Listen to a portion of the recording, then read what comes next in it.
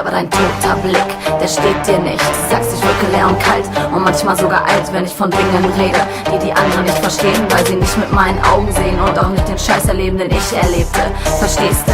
Jeder trägt sein Päckchen auf eine andere Weise, doch befinden wir uns auf paralleler Reise, welche zwar so scheint, aber sich in keinster Weise gleicht. Es reicht, bitte hör mal auf mit dem Scheiß Gelaber, immer diese Phrasen, die analytischen Fragen. Hast du nichts zu sagen? Klappe halten, ich werd mein Ding schon machen. Dafür brauch ich weder dich noch irgendeinen anderen Affen. Ich alleine werd beschaffen. Ich. Nein, ich war kein Ego-Trip, nur leider steh ich auch nicht so auf Seelen-Striptease.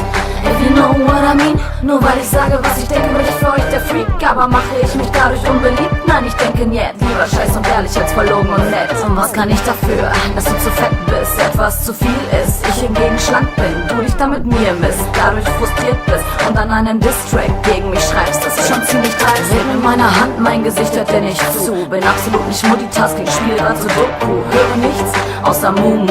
Tja, so klingen halt die Menschen in meinen Ohren mit fehlendem IQ.